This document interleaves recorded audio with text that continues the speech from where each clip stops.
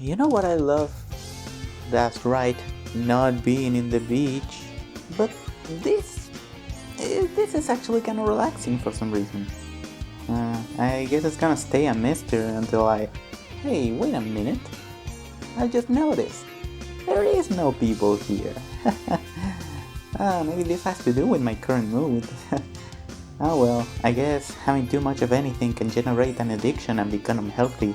So I guess it's time to give myself a little bit of an unpleasant time. To Twitter!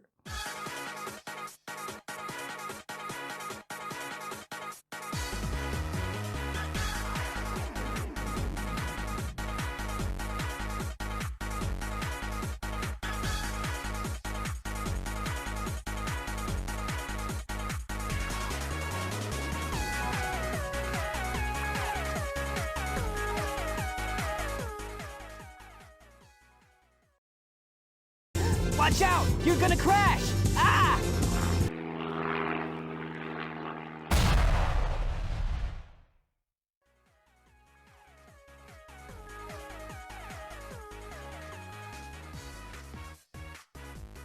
So I recently stumbled upon a Twitter post by one of those Sonic Facts accounts. It states that Blaze the Cat, beloved characters of the Sonic franchise, have a small chest complex.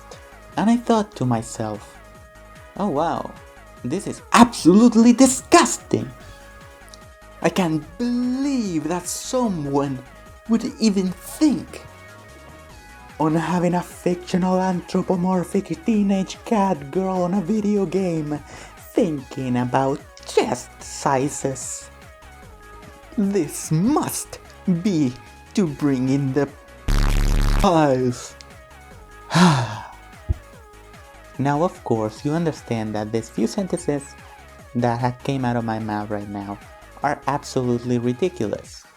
First, there is no way a human being can think that a fictional character had the same rights as real people. But even if that was the case, this would absolutely not apply to a cat girl, because it's a cat. Cats age differently, just like dogs. So even if you would love to apply real laws into fictional characters, you should apply this fact too. Now, you may argue that sexually oriented themes absolutely do not belong on the Sonic universe, because it's a franchise targeted to little small baby boys that can't even pick up a controller. Well, let me inform you that you are pretty stupid and uninformed, because yes, in fact, sexually oriented themes are always brought up in the series. Oh, what's that? You're a little baby person that only plays Sonic Lost World? Well, if you were actually informed, you would know about the character Rouge the Bat. Now, before you think I'm a degenerate for looking at her boobs, let me tell you, you are supposed to. Her design was inspired by succubus, not the most safe for work thing in the world, if you ask me. And even then, you may argue, maybe they just thought that the design was cool. That doesn't mean she actually...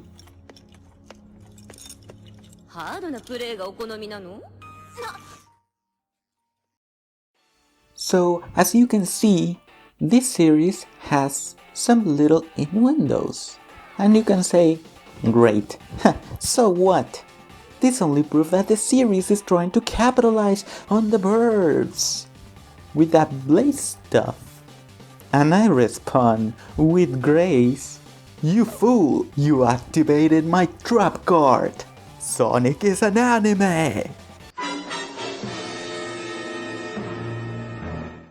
Anime has these characteristics because of the Japanese culture. A show that is aimed for teenagers will have these innuendos because they're not idiots. They understand this stuff enough to not go crazy about it.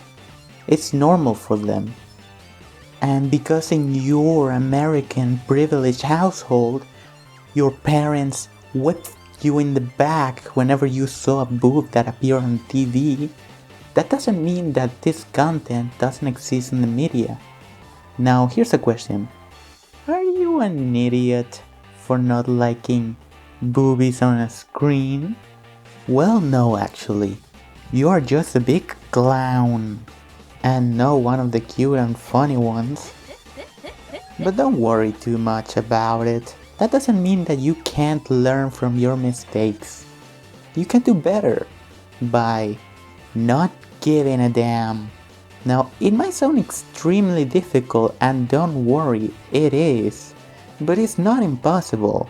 Now, go watch self-help videos on YouTube. And don't forget to take notes on the advice they give you. They work really hard reading books about the subject, so you don't have to. Now that you've came back and became a better person following the advices from the instructors, you can listen. Why this little bit of information on Blaze's personality is so important. They missed out on interesting and funny scenarios that the characters could go through. I mean, think of the possibilities. Maybe Blaze and Silver were exploring around Crisis City, and then all of a sudden, boom! Iblis Golem appears, and Silver's like, the bigger they are, the harder they fall, or something like that. Basically, big equal bad. And Blaze kinda gets blush all of a sudden, and Silver's like, Blaze? What's wrong? And Blaze is like, nothing. You're so naive after all. And Silver's like, what? What did I say? Hey Blaze, wait for me. And then they charge into battle. It could make a funny, lighthearted conversation between them, and could symbolize that doesn't matter that they are in the end of the world, but they're still teenagers, and they can still worry about this stuff. And yeah, I ship them really hard.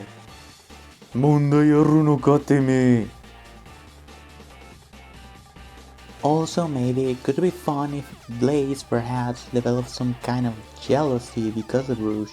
Or maybe Rouge can give her advice because she's an adult. Kinda like a cool aunt that hangs out with her, showing her to have fun because Blaze is always so reserved. Or maybe she could talk to Rouge at all, because they don't even interact with each other, ever. Or at least that I can recall. Either way, it has more to do with the writing team for Sonic, and we know making characters interact with each other is the least of things they should fix for the franchise.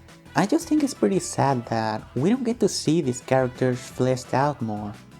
And you can see that they have some interesting ideas.